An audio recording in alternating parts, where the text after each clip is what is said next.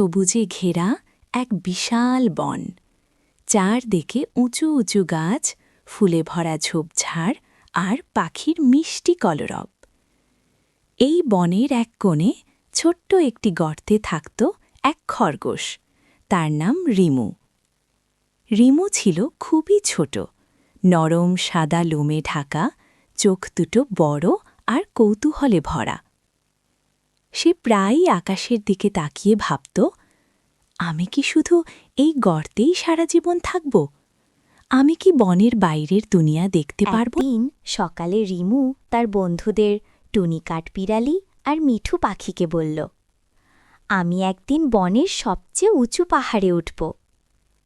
টুনি হেসে বলল, তুমি তো ছোট্ট খরগোশ, পাহাড় তোমার জন্য না।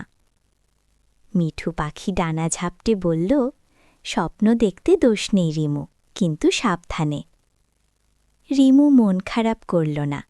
সে মনে মনে ঠিক করল, একদিন সে প্রমাণ করবে, সাহস থাকলে ছোট হলেও কিছু অসম্ভব নয়। কয়েকদিন পর হঠাৎ বনে ভয়ঙ্কর ঝড় এলো। বৃষ্টি ঝরছে টাপুর টুপুর করে, আকাশে বজ্রপাত, বাতাসে বড় বড় গাছ ভেঙে পড়ছে। রিমু ভয়ে তার গর্তে লুকিয়েছিল। হঠাৎ সে শুনল, বাঁচাও বাঁচাও! ওটা ছিল ছোট্ট হরিণ ছানার লিলু। ঝড়ের মধ্যে সে পথ হারিয়ে ফেলেছে। সবাই ভয়ে বাইরে বের হচ্ছিল না, কিন্তু রিমু মনে মনে ভাবল, আমি যদি এখন না যাই তাহলে কে যাবে? রিমু নিজের ভয়কে জয় করে গর্ত থেকে বেরোল। বৃষ্টি তার গায়ে পড়ছে, কাদা লেগে যাচ্ছে, তবু সে থামেনি। সে লিলুর কাছে গিয়ে বলল, ভয় পেও না, আমি আছি। রিমু জানত সে শক্তিশালী নয়, কিন্তু বুদ্ধিমান। সে গাছের নিচে আশ্রয় খুঁজে নিল, পাতার আড়ালে লিলুকে লুকিয়ে রাখল। ঝড় থামার পর রিমু লিলুকে তার মায়ের কাছে পৌঁছে দিল। হরিণমা চোখ ভরে বলল, তুমি খুব সাহসী খরগোশ। সেদিন প্রথমবার রিমু বুঝল, সাহস মানে বড় হওয়া নয়, সাহস মানে সঠিক সময়ে সঠিক কাজ করা। পরদিন পুরো বনে খবর ছড়িয়ে পড়ল, ছোট্ট খরগোশ রিমু ঝড়ের রাতে হরিণছানাকে বাঁচিয়েছে। যারা আগে তাকে নিয়ে হাসত, তারা এখন বলছে, রিমু সত্যিই আলাদা। টুনি লজ্জা পেয়ে বলল, আমি ভুল ছিলাম। রিমু মুচকি হেসে বলল, বন্ধু হলে বিশ্বাস করতে হয়। কয়েক সপ্তাহ পর বনের বুড়ো কচ্ছপ ধীরু কাকা সবাইকে ডেকে বলল, বনের ওপরের পাহাড়ে পানির ঝর্ণা শুকিয়ে যাচ্ছে। কেউ যদি পাহাড়ের ওপারে গিয়ে নতুন জলধারা খুঁজে পায়, তাহলে আমাদের বন বাঁচবে। চারদিকে নেমে এলো নিস্তব্ধতা। পাহাড় মানেই বিপদ। ঠিক তখনই রিমোর বুকের ভেতর লুকিয়ে থাকা স্বপ্নটা আবার জেগে উঠল। সে ধীরে ধীরে এগিয়ে এলো, নরম কিন্তু দৃঢ় কণ্ঠে বলল, আমি যাব।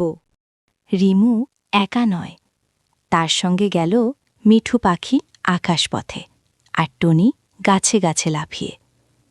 পথে তারা পার করল গভীর খাদ, পিচ্ছিল পাথর আর অচেনা অন্ধকার গুহা। রিমু প্রতিটা জায়গায় বুদ্ধি আর ধৈর্যের পরিচয় দিল। তার বন্ধুরাও ছিল সাহসী আর সহায়ক। এক রাতে পাহাড়ের গুহায় তারা থামল। হঠাৎ গুহার ভেতর থেকে গর্জন। টুনি কাঁপতে কাঁপতে বলল, ফিরে যাই। রিমু চোখ বন্ধ করে বলল, ভয় থাকবেই, কিন্তু আমরা একসাথে। ভেতরে ছিল এক বুড়ো ভালুক। সে আসলে আহত। রিমু তার ক্ষত পরিষ্কার করল। ভালুক কৃতজ্ঞ হয়ে বলল, এই পাহাড়ের ওপারে এখনো জল আছে। শেষমেশ তারা পাহাড়ের চূড়ায় পৌঁছাল। হঠাৎই সবার চোখ ছানা বড়া।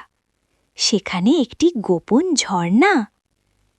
মিঠু পাখি আনন্দে ডানা ঝাপটে উড়ে গেল খবর দিতে। খবর পেয়ে বনের সবাই ছুটে এলো। সবাই মিলে সেই নতুন জলধারাকে বন পর্যন্ত নিয়ে এলো। আর দেখতেই দেখতেই পুরো বন আবার সবুজ হয়ে উঠল। বন্ধুত্ব আর সাহস মিললে অসম্ভবও যে সম্ভব হয়, এই বনটাই তার প্রমাণ। সব প্রাণী রিমুকে ঘিরে ধরল। কেউ বলল, তুমি আমাদের নায়ক। রিমু মাথা নুইয়ে বলল, আমি শুধু বিশ্বাস করেছিলাম। মা খরগোশ ছেলেকে বুকে জড়িয়ে ধরল। শেষ কথা, আকারে ছোট হলেও মন বড় হলে সাহস আর বিশ্বাস দিয়ে যে কেউ নায়ক হতে পারে।